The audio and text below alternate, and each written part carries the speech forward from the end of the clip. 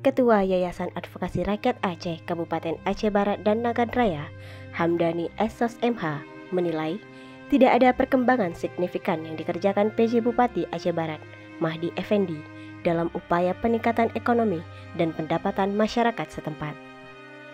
Yang terkesan hanya menyakitkan dan menciptakan pengangguran baru di Aceh Barat dengan adanya kebijakan PHK atau mereka istilahkan dirumahkan sejumlah tenaga harian lepas atau THL di instansi pemerintah daerah, kata Hamdani. Hamdani menyebut, persoalan inflasi yang terjadi di Kota Melabuh belum mampu dikendalikan.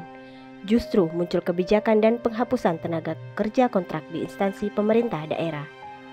Padahal, THL adalah warga lokal yang mencari nafkah untuk keluarga. Akibat dirumahkan, mereka sangat terpukul dengan apa yang akan dilakukan Pemkab Aceh Barat di bawah pimpinan seorang PJ Bupati saat ini. Sekalipun berdalih karena kebijakan pemerintah pusat, tetapi menurut Hamdani, hal itu tidak akan membantah kelemahan PJ Bupati Aceh Barat dalam menjalankan roda pemerintahan. Jika ini realita yang terjadi, apa sebenarnya tugas dari seorang pimpinan di daerah yang dipercayakan pemerintah pusat? Saya justru melihat Mahdi Effendi hanya sekedar numpang lewat, tak pernah beritikat baik untuk Aceh Barat, tegasnya lagi.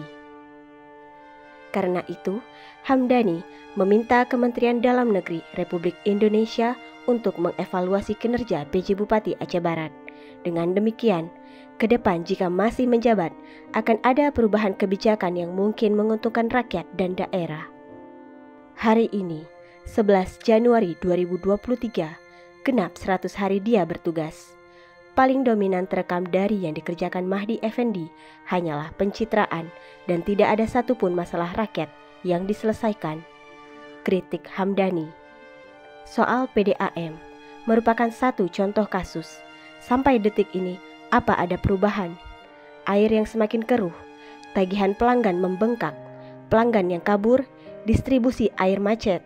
Jadi, apa yang bisa diharapkan dari seorang Mahdi Effendi untuk memperbaiki Aceh Barat? Ungkap Hamdani.